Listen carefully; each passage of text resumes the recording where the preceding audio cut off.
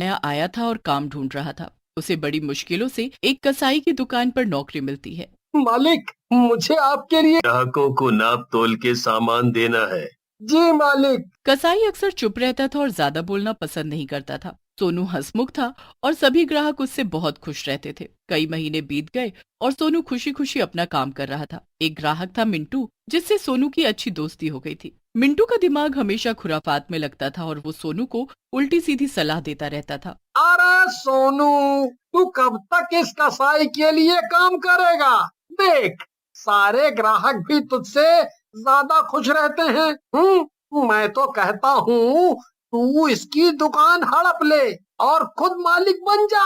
और अगर वो ज्यादा किचकिच करे तो उसे उसी की चाकू से काट डाल।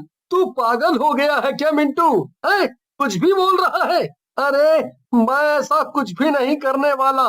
और भला मुझे क्या जरूरत ये सब करने की? मेरा काम अच्छा तो चल रहा है ना? तो ठीक है, करता रह जिंदगी भर उस कसाई की गुलामी। मिंटू पैर पटक कर वहां से चला जाता है और सोनू वापस अपने काम में लग जाता है। एक दिन कसाई बहुत गुस्से में दुकान पर आता है। क्यों रे सोनू के बच्चे, ये मैं क्या सुन रहा हूँ? क्या हुआ मालिक? मैंने भला क्या किया? इतना सीधा मत बन, हिसाब में बहुत भारी गड़बड़ी है। तूने मेरी हिसाब की कॉपी के साथ कुछ छेड़छाड़ की है और कम हिसाब चढ़ाया है। मुझे ऐसे गद्दारों की जरूरत नहीं है अपनी दुकान पे। चल, भाग जा यहाँ से। ये क्या कह रहे हो मालिक? मैंने मैंने ऐसा कुछ भी नहीं किया है। मेरा यकीन करो आप। अरे, मैं तो अनपढ़ हूँ, मैं क्या जानूं हिसाब के बारे में। कसाई उसकी एक नहीं सुनता और उसे लात मार कर दुकान के बाहर निकाल फेंकता है। अपना ऐसा अपमान देखकर सोनू के अंदर मानो जैसे बदले की आग सुलग जाती है। वो दौड़ा दौड़ा मिंटू के पास जाता है और उसे सब हाल सुनाता है। ये तू क्या कह रहा है?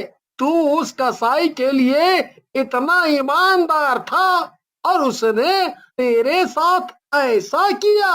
छी छी छी छी छी छी। मिंटू, तूने सही कहा था।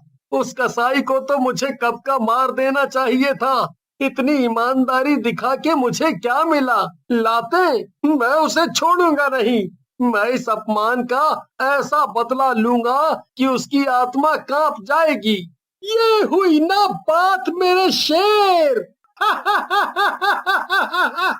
चल, मैं तुझे सारा प्लान समझाता हूँ। सोनू मिंटू के बहकावे में आ जाता है और अपने अपमान के चलते उसकी आंखों पर बदले की पट्टी चढ़ जाती है। दोनों मिलकर रात में कसाई की दुकान पर जाते हैं।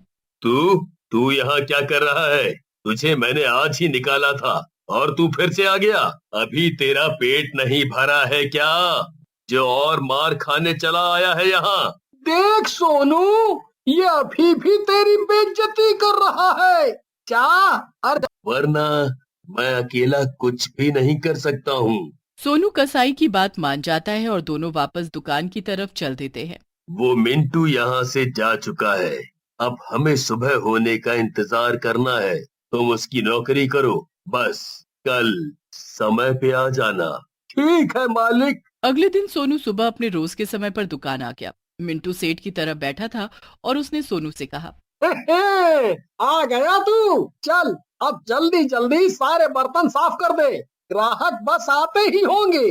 तभी कसाई की आत्मा सोनू के अंदर आ जाती है। मैं साफ करूं